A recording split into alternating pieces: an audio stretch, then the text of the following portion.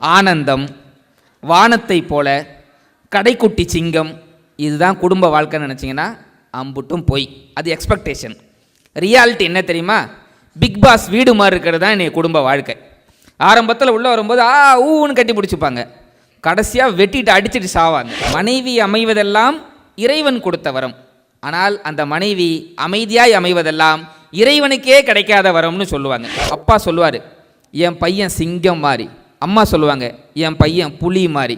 அந்த பையன் சொல்லுவான் காதலிக்கிற பொண்ணுக்கிட்ட, நீ மட்டும் நம்ம காதலுக்கு ஓகே சொல்லு, உன் காலடியில் நாயாக கிடக்கிறேன். ஏ ஃபார் ஆப்பிள் என்கிறது இங்கிலீஷ், ஆ என்றால் அம்மா என்கிறது நம் அழகு தமிழ். ஆப்பிளில் ஆரம்பிக்கிறது இங்கிலீஷ், அம்மாவில் ஆரம்பிக்கிறது தமிழ். தமிழுக்கு வணக்கம். கோவை மக்களுக்கு சிறப்பு வணக்கத்தை தெரிவித்துக் கொண்டு, நடை பழகுவதற்கு முன்பே கொடை பழகியவர்கள் கோவை மக்கள்னு சொல்லுவாங்க. அப்படிப்பட்ட சிறப்புமிக்க கோவை மக்களுக்கும், நடுவர்களே, நீங்கள் என்கிட்ட பொய் சொல்லிட்டீங்க. என்ன சொன்னீங்க? கேபிஆர் காலேஜில் பட்டிமன்றம்னு சொன்னீங்க. ஒரு விஷயத்தை மறைச்சிட்டீங்க. தேவதைகள் முன்னி பேச போகிறேன்ற விஷயத்தை நீங்கள் சொன்னீங்களா? இது தேவையில்லாத பேச்சு தம்பி. ஆமாம், வேறு வழி தெரியல. அவங்க தேவைன்னா அப்புறம் ஆண்கள் என்ன தேவையில்லாமல் வந்து உட்காந்துருக்கோமா? ஏன்னா தானா சேர்ந்த கூட்டமாக இருந்தால் நம்ம சொல்ல தேவையில்லை. இது கூட்டப்பட்ட கூட்டன்ற போது சொல்லிதான் ஆக வேண்டியதாக இருக்குன்னு முதடியே செருப்படியாக விழுந்துக்கிட்டு இருக்கப்பா எங்களுக்கு.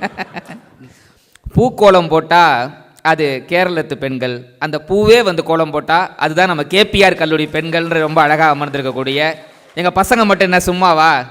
பொண்ணுங்க பின்னாடி சுற்றுற பசங்க கிடையாது, பொண்ணுங்களை தான் பின்னாடி சுற்றுக்கிற கேபிஆர் கல்லூரி பசங்க அப்படின்றத அவங்களுக்கு ஒரு வாழ்த்துக்களை தெரிவித்துக் கொண்டு, ஏன் ஹேண்ட்பேக் அப்படின்னு ஓடிடுவாங்களா? குறிப்பாக இவ்வளோ பெரிய கூட்டத்தை கூட்டினேன் நம்ம சிஇஓ மேடத்துக்கும் பிரின்ஸிபல் மேடத்துக்கும் பெரிய நன்றியை தெரிவித்துக் கொண்டு, நான் கூகுள் மேப்பில்ண்ணே போயிட்டு காமெடி அப்படின்னு போட்டேங்கண்ணே, அது உங்கள் முகத்தை காட்டுச்சுண்ணே. பார்த்தியா, ஏதோ தப்பான மொபைலாக போல. காமெடிக்கு ஏன் பேர் இதுக்கு வந்துச்சு? 100 நாடுகளுக்கு சென்று வந்த மதுரை வீரந்தான் அவரை வணக்கத்தை தெரிவித்துக் கொண்டு உரையை ஆரம்பிக்கிறேன். அழகாக ஒரு தலைப்பை கொடுத்துருக்காங்க, டைம் மீடியாஸ். இன்றைய குடும்ப வாழ்க்கை ஜாலியா போலியா, இதான நான் தலைப்பு. அவ்வளோ. இப்போ நான் சில படங்கள்லாம் சொல்கிறேன், நீங்கள் குடும்ப வாழ்க்கைன்னா உங்கள் மனசில் அதுதான் ஓடி இருக்கும். சூரிய வம்சம், ஆனந்தம், வானத்தை போல, கடைக்குட்டி சிங்கம், இதுதான் குடும்ப வாழ்க்கைன்னு நினச்சிங்கன்னா அம்புட்டும் போய். அது எக்ஸ்பெக்டேஷன். ரியாலிட்டி என்ன தெரியுமா? பிக் பாஸ் வீடு மாதிரி இருக்கிறது தான் என்னுடைய குடும்ப வாழ்க்கை. ஆரம்பத்தில் உள்ளே வரும்போது ஊன்னு கட்டி பிடிச்சிப்பாங்க, கடைசியாக வெட்டிட்டு அடிச்சுட்டு சாவாங்க. இப்போ இங்கே பிக் பாஸ்லேருந்து நீங்களும் பிக் பாஸில் போய் ஒரு பட்டிமன்றம் பண்ணிட்டு வந்தீங்கன்னா நடுவராக, நீங்கள் போயிட்டு ஒரு நடுவராக ஒரு நிகழ்ச்சி பண்ணீங்க பிக் பாஸில். ஒரு நாள் போயிட்டு பிக் பாஸ் கண்டஸ்டன்ட் ஒருத்தங்க இருக்கிறாங்க, 1 வீக் கண்டஸ்டன்ட்டுங்க இருக்கிறாங்க. ஆமாம், அதாவது உண்மையிலே எனக்கு பிக் பாஸ் வரலாறு இல்லையே. 10 நாள் 5 நாள் இருப்பாங்க, பந்து மாதிரி. இவங்க வீட்டுக்கார் பிக் பாஸில் இறக்கி விட்டுட்டு செங்கல்பட்டு தாண்டுறார். என்னம்மா பாரதி, ஏன்னா எதுவும் மறந்துட்டியா? எதுவும் எடுத்துகிட்டு வரணுமா? சுடிதார் நைட்டு எதுவும் எடுத்து வரணுமா? இல்லைங்க, வாங்க கூப்பிட்டு போங்க. ஏம்மா செங்கல்பட்டு தான் வந்திருக்கேன். ஆமாம், அப்படின்னாலும் 10 நாள் ஆகும்லம்மா. இல்லை கொஞ்சம் 5G போல் உடனே கிளம்ப சொல்லிட்டாங்க. இருந்தாலும் அந்த மாதிரி நிகழ்ச்சி வந்து கொஞ்சம் ரஃப் அண்ட் டஃப்பாக இருக்கணும். அவங்க ஒரு சாஃப்டானவங்க, அதான் முக்கியம், வேறு ஒன்றும் கிடையாது. இந்த வாமா மின்னல்ன்ற மாதிரி எங்கள் அக்கா போயிட்டு வந்தாங்க. இந்த பிக் பாஸ் வீட்டுக்கும் இன்னைய குடும்ப வாழ்க்கையும் சில வித்தியாசங்கள் ஒற்றுமை இருக்குண்ணே. அது சொல்கிறேன், உண்மையா கை தட்டுங்க. பிக் பாஸ் வீட்டுக்கும் நம்ம வீட்டுக்கும் என்ன வித்தியாசம் ஒற்றுமைன்றது? பிக் பாஸ் வீட்டில் பிக் பாஸ் சொல்கிறத யாரும் கேட்க மாட்டாங்க. நம்ம வீட்டில் நம்ம சொல்கிறத யாரும் கேட்க மாட்டாங்க. பிக் பாஸ் வீட்டில் 24x7 கேமரா இருக்கும். நம்ம வீட்டில் 24x7 கேமராலாம் இருக்காது, மனைவி கண்ணு தான் கேமரா. ஆனால் அதில் ஓடவும் முடியாது, ஒளியவும் முடியாது. பிக் பாஸ் வீட்டில் பாட்டு போட்டு எழுப்புவாங்க, நம்ம வீட்டில் மனைவி சவுண்டு போட்டு எழுப்புவாங்க. பிக் பாஸ் வீட்டில் சண்டே மட்டும்தான் நாமினேஷன், ஆனால் நம்ம வீட்டில் தினம் நாமினேஷன். பிக் பாஸில் கண்டஸ்டன்ட் சரியில்லை அப்படின்னா வைல்ட் கார்டில் என்ட்ரி சில பேர் உள்ளே கொடுப்பாங்க. அவங்க உள்ளே வந்ததுக்கப்புறம் பழைய கண்டஸ்டண்ட்டே பரவாயில்லடான்னு தோணும். அது போல் தான் நம்ம வாழ்க்கையில் மனைவின்னு ஒருத்தரை கடவுள் உள்ளே அனுப்புவார். அவங்க உள்ளே வந்ததுக்கப்புறம் நம்ம சிங்கிளாக இருந்த போதே வாழ்க்கை நல்லா தானே இருந்துச்சுன்னு ஃபீல் பண்ண வைக்கிறது தான் இன்றைய குடும்ப வாழ்க்கை. அப்படின்னா இதில் எங்கே ஜாலி, அம்புட்டும் போலி. ஒரே வயலில் முடிச்சிட்டார். கல்யாணம் பண்ணான்னு ஊருக்குள்ளே நினைக்கிறப்ப இது தேவைன்னு பண்ணுறோம். 10 நாளில் இது தேவையான்னு நினைக்கிறோம். கரெக்டாக சொன்னார் பார்த்தீங்களா? லவ் பண்ணுறப்ப அந்த பிள்ளை சொல்லும், உங்களை பார்த்துக்கிட்டே இருக்கணும் போல இருக்குங்க. கல்யாணம் இப்போ முகரே அங்கிட்டு கொண்டு போ, முன்னுக்கு வந்து உட்காந்து வழங்காம ஓ முகத்தில் முடிச்சு ஒன்று வழங்காமல் போயிடுச்சு. 13 நாளில் எப்படி சார் மாறிச்சு அந்த முகம்? நீங்கள் பேசுனா கேட்டுக்கிட்டே இருக்கலாங்க.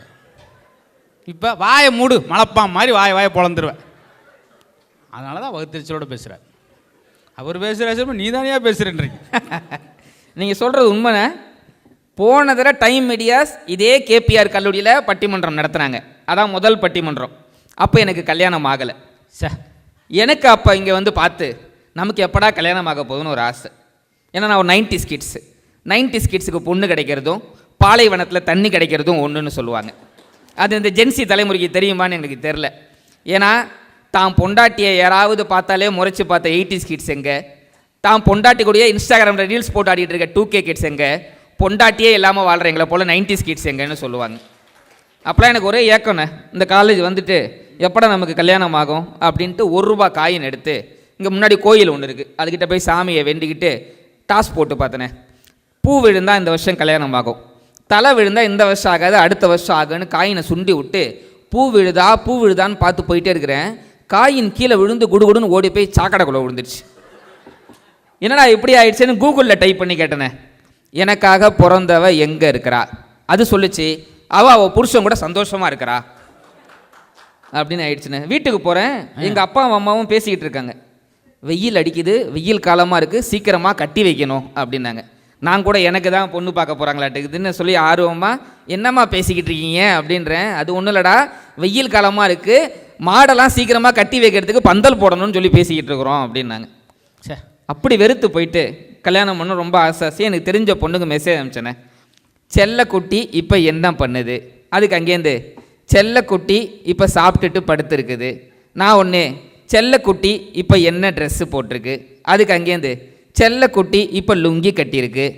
நான் செல்லக்குட்டி பொய் சொல்லுது, செல்லக்குட்டி லுங்கிலாம் கட்டாது. அதுக்கு அங்கேருந்து மெசேஜ் பண்ணுறது செல்லக்குட்டியோட அப்பா. அன்றைக்கி ஃபோனை சுவிட்ச் ஆஃப் பண்ண வந்தானே, அப்புறம் கல்யாணம் பண்ணிட்டேன். இந்த குடும்ப வாழ்க்கைக்குள்ளே என்ட்ரு ஆகிட்டேனே. இது இந்த பசங்களுக்கு இந்த அனுபவம் இருக்கும். ஃபோன் பண்ணுவாங்க அந்த பொண்ணுக்கு, அந்த பொண்ணு எடுக்க அவங்க அப்பா எடுத்துட்டார். ஹலோ கேமாவா? நான் அவங்க அப்பா. ஓ மாமாவா? பாருங்க எப்படி ஆயிடுச்சு பாருங்க நிலவரம். அண்ணாண்ணே, நான் லவ் மேரேஜ் பண்ணல, அரேஞ்ச் மேரேஜ் தான் பண்ணேன். ஏன் தெரியுமா அரேஞ்ச் மேரேஜ் பண்ணேன்? எங்கள் அப்பா அம்மா என்னை நம்பி நிறைய வீட்டுக்கு மொய் செஞ்சுருந்தாங்க. அந்த மொய்யெல்லாம் திருப்பி எடுக்கணுன்ற ஒரு நல்ல எண்ணத்துக்காக ரொம்ப ஆசையாக குடும்பத்துக்குள்ளே நுழைஞ்சேன், குடும்ப வாழ்க்கைக்குள்ளே. உன்னை நான் மெய்ப்பாட்டி நினச்சேன், கடைசியில் மொய்ப்பாட்டியால் வந்திருப்பேன். ஆனால் குடும்ப வாழ்க்கைக்குள்ளே நுழைஞ்சதுக்கு அப்புறம் தான் ட்விஸ்ட்டு காத்திருந்துச்சு. ஏன்னா மனைவி அமைவதெல்லாம் இறைவன் கொடுத்த வரம், ஆனால் அந்த மனைவி அமைதியாய் அமைவதெல்லாம் இறைவனுக்கே கிடைக்காத வரம்னு சொல்லுவாங்க. என் வீட்டிலலாம் பார்த்தீங்கன்னா திங்க வேண்டியது தூங்க வேண்டியது அழுதே சாதிக்க வேண்டியது, அதுக்கு அப்படி தான் போயிட்டுருக்கு. நீங்கள் ஈஸியாக கண்டுபிடிச்சிடலாம்.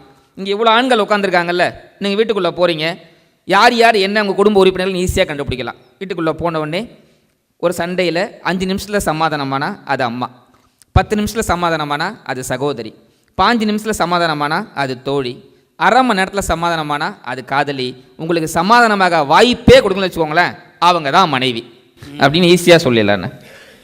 ஏன் ஆண்கள்லாம் மேடையில் அப்படி சொல்கிறான்னு நீ நினைக்காங்க? பெண்கள் அவங்க எதிர்பார்க்குறது இவளை சம்பாரித்து கொண்டு வரோம். ஒரு ஆறுதலாக ஒரு வார்த்தை, சாப்பிட்டீங்களாங்க, வெயில் காலம், ஒரு சர்பத்து குடிக்கிறீங்களா, கொஞ்சம் மோர் சாப்பிட்றீங்களா?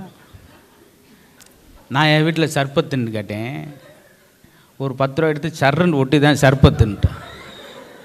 அப்போ தான் ப்ராப்பர்ட்டி காமெடி ஏன்டா பண்ணோம்னு ரொம்ப வகுத்திரிச்சப்பட்டேன். அது நம்மளுக்கே எப்படி. ஆனால் தூங்கும்போது ஒரு 10 நிமிஷம் தூங்கட்டுமேன்னு விடலாம்ல. கொரட்டை ஓட்டு தூங்கிட்டு இருக்கார் சார். ஏன்னா அவர் பக்கம் நான் திரும்பவே எனக்கு கஷ்டப்படுறார். கொரட்டை ஓட்டு தூங்கிட்டு இருக்காரு. சில நேரம் பாருங்க, அவங்க கொரட்டில் அவங்களுக்கு தூக்கம் வராது, பார்த்துருக்கீங்களா? அரு அப்படின்ட்டுருக்கேன் ஒருத்தன். ஓ படியா, ஏன் சவுண்டு எனக்கு கேட்குதா? தூங்கிட்டு இருக்கான். 1:30 மணிக்கு மிட் நைட்டில் அவங்க சம்சாரம் எழுப்புது. ஐயோ எந்திரிங்க, ஏங்க என்னங்க பார்த்துரு, கீழே விழுந்து போர்வோடு ஒன்று தெருவில், என்னாடி என்னாச்சு? இந்தாங்க தூக்க மாத்திரை போடாமல் தூங்கிட்டீங்க. அந்த விரக்தி தான் சார் அவருக்கு, அந்த விரக்தி தான். இப்போ கொரோனா வந்த போதுன்னு உலகமே பயந்தாங்க. ஆனால் நம்மால் தமிழன் பயப்படவே இல்லை. ஏன் தெரியுமா? போடா என் சிப்ஸு, நாங்கள் வாழ்கிறதே மனைவின்ற கொரோனா கூட தான் வாழ்ந்துட்டு இருக்கோம், போவையாங்கட்டு நம்மால் காமெடி பண்ணிட்டு இருந்தான். குடும்ப வாழ்க்கையில் எங்கே ஜாலி இருக்குன்றது தான். கல்யாணத்துக்கு முன்னாடி எல்லா ஆண்களும் நினைப்போம் உலகத்தையே மாற்றணும்னு. கடைசி அந்த டிவி ரிமோட்டை கூட மாற்ற முடியாது. அன்றைக்கி அப்படி தான் நான் வீட்டுக்கு போகிறேன், என் மனைவி டிவி பார்த்துக்கிட்டே இருக்காங்க, எப்பயுமே நாடகம் தான் ஓடிக்கிட்டு இருக்கு. நான் சொன்னேன், நீ இப்படியே நாடகம் பார்த்துக்கிட்டு இருந்த நான் தூக்கில் தொங்குவேன்றேன். அதுக்கு என் மனைவி சொல்கிறா, தொங்குறதான் தொங்குற, கொஞ்சம் ஓரமாக தொங்கு, டிவி மறைக்குதுன்றான். அப்போ இது எப்படி நாங்கள் குடும்ப வாழ்க்கையை ஜாலி நாங்கள் பேச முடியுன்றது தான் கேள்வி. அதை தாண்டி என் மனைவி கிட்ட கேட்டேன், பொட்டுக்கடலை சட்னி வையின்னு. நியாயமாக என்ன பண்ணும்? பொட்டுக்கடலை சட்னி கேட்டால் பொட்டுக்கடலை சட்னி வச்சு கொடுக்கணும். ஸ்டிக்கர் போட்டில் வைக்கிறதா குங்கும போட்டில் வைக்கிறதான்னு கேட்குறாங்க. அப்போ எப்படிப்பட்ட சூழ்நிலையில் வாழ்ந்துக்கிட்டுன்றது தான் கொடுமையே. பட்டிமன்ற பேச்சாளருக்கு பூரா இப்படி சம்சாரமாக தான் அப்போ அமையுது. நான் சர்பத்துனா 10 ரூபாய் சரண்டு போடுறா சர்பத்துன்னு, ஒரு பொட்டுக்கலைன்னா குங்குமம் போட்டா ஸ்டிக்கர் போட்டான்.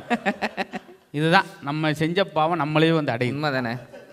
எத்தனை பேர் நம்ம குடும்பப்படுத்திருப்போம் ஜோக்குன்னு.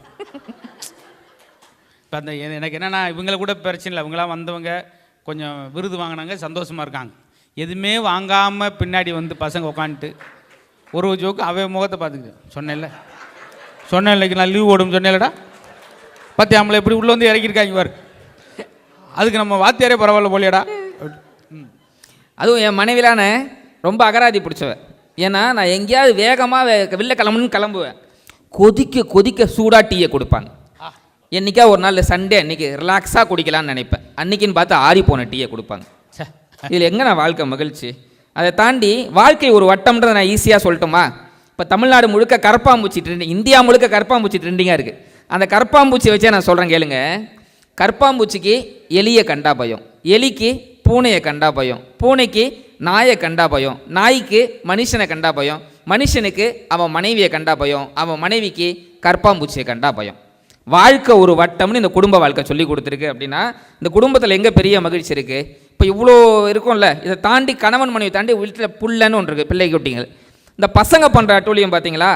அப்பா சொல்லுவார், என் பையன் சிங்கம் மாதிரி. அம்மா சொல்லுவாங்க, என் பையன் புலி மாதிரி.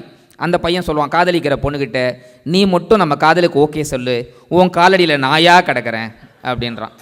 இன்றைக்கி தான் இப்படி தான் குடும்பம். ஒரு நாள் பார்க்குறாரு, காலையில் 4:30 மணி, வீட்டில் பையன் ரூமில் லைட் எரியுது. அம்மா சொல்கிறாங்க, பாருங்க நம்ம பையன் திருந்திட்டான், காலைல 4:30 மணிக்கு ஏஞ்சி படிக்கிறான் பாருங்க அப்படின்னாங்க. உடனே அப்பா சொன்னார், அடையேண்டி அவன் நைட்டு ஃபுல்லாக ஃபோன் நோண்டிட்டு இப்போ தான் 4:30 மணிக்கு தூங்கவே போகிறான் அப்படின்னாங்க. இன்றைக்கி நிறைய அப்படி தான் போயிட்டு அதை தாண்டி குடும்ப உறவுகளே போலியாக தான் இருக்குது. ஏன்னா இந்த ஃபோனோட விலைண்ணே 1.5 லட்ச ரூபாண்ணே, 1.5 லட்ச ரூபா, ஜஸ்ட் 1.5 லட்ச ரூபா. சார் வரும் 20 வருஷமாக பேசுகிறேன் நான், வரும் 4500 போகணும். அதில் ஒருத்தர் புகைப்படம் எடுத்தேன், அது உண்மையிலே புகைப்படம் தான், புகை மட்டும் தான் இருக்குது, படத்தை காணும். இதுக்கு முன்னாடி 1.25 லட்ச ரூபா ஃபோன் வச்சுருந்தேன், ஆப்பிள் ஐஃபோன் 17 ப்ரோ மேக்ஸ் வச்சுருந்தேன். அது திடீர்னு ஒரு நாள் பார்த்தீங்கன்னா இந்த மாதிரி ப்ரோக்ராம் ரொம்ப தொலைஞ்சிச்சின்னு வருத்தமாக வீட்டில் உட்காந்துருக்கேன். எங்கள் மாமா ஒருத்தர் கால் பண்ணார், மாப்பிள்ளை என்ன ஃபோனை தொலைச்சிட்டேன்னு கேள்விப்பட்டேன், இப்போ எங்கே இருக்கிற? ஆமாம் மாமா, ஃபோன் ப்ரோக்ராம் போன இடத்துல தொலைஞ்சிடுச்சு, அம்மா ஃபோனில் சிம்மை போட்டு இப்போ உட்காந்துருக்கிறேன், வேறு என்ன பண்ணுறதுன்னு. நீ கவலைப்படாத நான் வரேன்ட்டு நேரில் மாமா வந்தார்.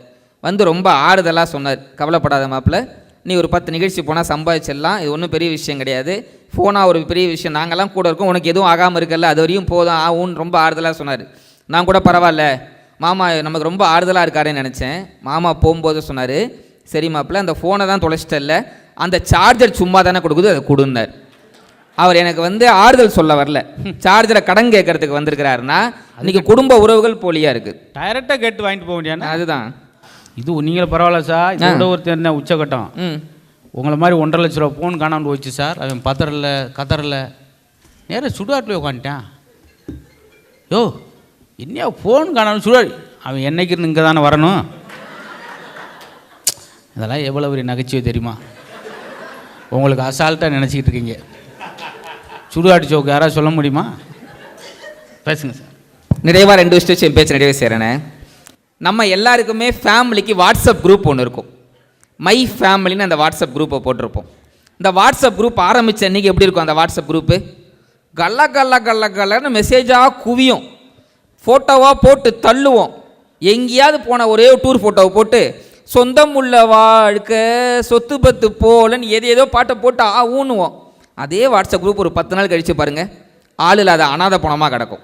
இன்றைக்கி எப்படி தான் இருக்குது குடும்ப வாழ்க்கைன்ற போது, அன்றைக்கு தாத்தா பாட்டி நம்ம வீட்டில் இருக்கக்கூடிய குழந்தைகளுக்கு கதை சொன்னார்கள். இன்றைக்கு கதைகளில் கூட தாத்தா பாட்டி இல்லை அப்படின்னா என்ன குடும்ப வாழ்க்கையை நம்ம வாழ்ந்துக்கிட்டு இருக்கோன்ற போது நிறையவா இப்படி வச்சு நான் பேச்சு நிறைவு செய்கிறேன். சமீபத்தில் அப்பாவுடைய இன்சூரன்ஸ் போனால் 3 கோடி ரூபாய் கிடைக்கும் அப்படின்றதுக்காக பெத்த மகன்கள் 2 பேர் அப்பா மேலே பாம்பை ஏவி விட்டு கொல்றதுக்கு ட்ரை பண்ணிருக்காங்க. முதல் தடவை நல்ல பாம்பை விட்டுருக்காங்க, அது ஒழுங்காக கடிக்காமல் போயிடுச்சு. 2வது தடவை கட்டுவீரியாம் பாம்பை விட்டு ஏவி விட்டு கொன்னாங்க அப்படின்னு சொன்னால் இன்றைக்கு குடும்ப உறவுகள் எப்படி போயிட்டுருக்கு.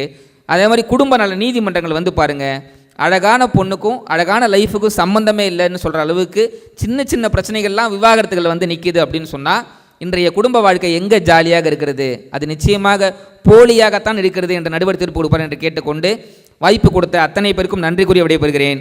இளைய ரத்தம் என்ன போலியா, எழுத வேண்டும் புதிய இந்தியா. நன்றி, வணக்கம். நம்ம சந்தோஷத்தை நம்மளே உருவாக்கலாம் சார், வேறு யாரும் உருவாக்க வேண்டிய அவசியம் இல்லை. நீங்கள் 40,000 ரூபா கொடுத்து கப்பலில் போய் அப்படி கடலில் அப்படி ஒரு சுற்றிட்டு வரல என்ன சந்தோஷமோ, சிலருக்கு அந்த அலையில் போய் அப்படி காலை நினச்சாலே அந்த சந்தோஷம் கிடச்சிரும். சின்ன சின்ன சந்தோஷத்தில் கூட பெரிய மகிழ்ச்சி அனுபவிக்க முடியும். ஆனால் இன்றைக்கி அப்படி இல்லையே சார். பார்த்தீங்களா, உறவுகளில் பாருங்கள், ஒரு இன்சூரன்ஸ் பணத்துக்காக தந்தை சாதாரண ஆளா சார்? பெரிய மரம் இருக்கும், கனிகள் தெரியும், கிளைகள் தெரியும், காய் தெரியும், பழம் தெரியும், எல்லாம் அழகழகாக இருக்கும். அதுக்கு காரணமான வேறு வெளியே தெரியாது. அந்த வேறு தான் தந்தை. அப்படியாப்பட்டவருக்கு அந்த நிலைமைனா யோசிச்சு பாருங்கன்னு சொல்லி தன்னுடைய குமுறலை அள்ளி தெளிச்சிட்டு, ஆனால் ஒரு கருத்தரங்கம் கூட இந்த அளவுக்கு அமைதியாக இருக்கா சார்? உண்மையிலே இப்படி தான் ரசிக்கணும். இந்த இடத்துல தான் பேசுகிறவங்களுக்கு ஆசையாக இருக்கும், ஒரு சொல்கிற விஷயத்தை கேட்குறக்கு. நான் என்னை பற்றி என்ன சொல்கிறேன்னா அப்படின்னு, நீ என்னத்தை சொன்ன ஃபோனில் கீழே பேசிக்கிட்டு இருக்கான் சார். நான் பதறிட்டேன். இப்போ என்னையே பார்க்குறீங்க, பேச ஈஸியாக இருக்குல்ல. அன்றைக்கி பேசிக்கிட்டே முன்போக்க உட்காந்து ஒருத்தன் யூடியூப் பார்த்துக்கிட்டு இருக்கான். நான் பேசுகிற காமெடியவே சார் பார்த்துட்டு, என்ன இந்த காமெடி சொல்ல விட்டுட்டீங்க வரனே, என்ன இந்த குருவி சோக்கு ஒன்று போட்டு விடுங்க. அதை நேரில் சொல்லிக்கிட்டு இருக்கலையா, மாறிக்கிச்சு. முதல்வர் அம்மாவே சொன்னாங்க, நானும் பேச்சாளர் தான் சார். எனக்கு பெரிய சந்தோஷம். ஆனால் நாங்கள் 4 பேர் ரெடி ஆகிட்டோம். இல்லாட்டி பேசலாம் மேடம் அப்படின்னே. இல்லை சார், நான் நடுவராக பேசுறதுக்கு சொல்கிறேன் அப்படின்னாங்க. உண்மையிலே எல்லாருமே பிழைக்க தெரிந்தவர்கள். காரணம், எவன் சிரிக்க தெரிந்தவனோ அவன் பிழைக்க தெரிந்தவன். நான் தொடக்கத்தில் சொன்னது வேடிக்கைக்காக சொன்னதில்லை, ரொம்ப ரொம்ப அழகான விஷயம். 1980 நன்றாக சிரிப்பவர்களுக்கு கேன்சர் வருவதற்கான வாய்ப்புகள் குறைவு. சிரிக்கும்போது மட்டும் உடம்புல 6 லட்சம் நரம்பு வேலை செய்யுது. அங்கே ஒரு அம்மா பெரிய டாக்டரு உட்காந்து எண்ணி பார்த்தானாக்கு. நேற்று ஒரு நரம்பு சுண்ணதுக்கு நான் ஆஸ்பத்திரியில் இருந்து 5,000 ரூபா செலவு. 6 லட்சம் நரம்பு சுண்டுச்சுன்னா என்ன அங்கே நிலமை? ஓடா நீங்களும் உங்கள் பட்டி பண்ணுறோம் அப்படி பேசாங்க. அதான் பேசிட்டாங்கல்ல, அப்புறம் என்னத்தை இருந்தாலும் இவங்க பேசணும். நல்லா அருண் வந்து எல்லாத்தையும் ஒப்பிட்டு தொகுத்து அழகாக சொல்லிட்டார். சிலர் பேச தெரியும், ஆனால் பேச்சை நிறுத்த தெரியாது. பேச்சுக்கிட்டே வருது. நான் வந்து மாப்பிள்ளை உனக்கெல்லாம் இதெல்லாம் அவன் வாட்சை பார்க்குறான் போனோன்ட்டு அவர் விடலை. அதாவது தெரிந்ததை பேசலாம், இல்லது தெரிந்து கொண்டு பேசலாம், இல்லாட்டி தெரிந்தவரை பேசலாம். சில பாருங்க தெரிந்தது மாதிரியே பேசுவான். யாரை சொல்லுங்க, தடக்குன்னு உள்ளே வந்து பேசுவேன். இந்த மணி என்ன மணி அவனை தெரியாத, அவன் நான் ஒரே தட்டலான்னு சாப்பிட்டான், அதுவும் கூட அவன் கூட 16 வருஷம் படித்து பெரிய என்கிட்ட இன்னும் 3 லட்ச ரூபா கடன் வாங்கி தரல, மணின்னு ஒத்த வார்த்தைன்னு சொல்லியிருப்பேன். இவன் மணி என்னான்னு கேட்டிருக்கான். 3 மணின்னு சொல்லிட்டு போக வேண்டியாட, பொழிஞ்சு தள்ளிட்டாயா 1 மணி நேரம். இவன் கோவி அவனை பற்றி தெரியாதா, அவன் கோவிச்சிட்டு போவானே கோயம்புத்தூர். இப்படி நடந்த சம்பவம் சுற்றி பார்த்துக்கிறாங்க. ஒரு ஆக்சிடெண்ட்டு பஸ் ஸ்டாண்டில், கூட்டமாக இருக்குது, உள்ளே நுழைஞ்சு போய் பார்க்க முடியல யாருன்னு. இவன் ஒரு ஐடியா பண்ணான், டக்கு நம்ம யாருன்னு பார்த்துடலான்ட்டு. செத்தது எங்கள் பெரிய பாதை அப்படின்னா கூட்டம் பூரா விலகிச்சு. ஒரு பன்னிக்குட்டி செத்து கிடந்துச்சு. இதுக்கு தான் எதுலேயும் நம்ம தலையை நீட்டக்கூடாது, நாண்டு போகக்கூடாது. பன்னிக்குட்டி சொல்லிட்டு அவங்கள கூப்பிட்றேன் நினைக்காங்க. அது வேறு இது வேறு. வாழ்க்கை போலி என்பதற்கு அருண் நிறையா விஷயங்களை சொன்னார். அப்படி நினைக்காங்க, ஜாலியாக நினைக்கலாம். இப்போ வர முடியுமா சார்? இவ்வளோ அழகான புத்தாடி நம்ம மனசை ரொம்ப இனிமையாக வச்சுக்கிறேன் சார். உண்மையிலே சார் அவங்களுக்கெல்லாம் உண்மையிலே வாழ்க்கை இனிமையாக போகுது. சுகர் 420, அது அந்த இனிமை வேறு, இந்த இனிமை வேறு. நீங்கள் ரெண்டையும் மேடம் உட்காருங்க மேடம், வேறு ஜோக்கு மாற்றுறேன் மேடம், உட்கார ஜோக்கு மாத்திரு மேடம், ஒன்றையுமே மாற்றலாம்னு இருக்கோம்டா அப்படின்ட்டாங்க. நீங்கள் என்ன எங்களை மாற்றுறது? இந்த வாரத்தில் ஒன்றையும் மாத்திர மேடம்.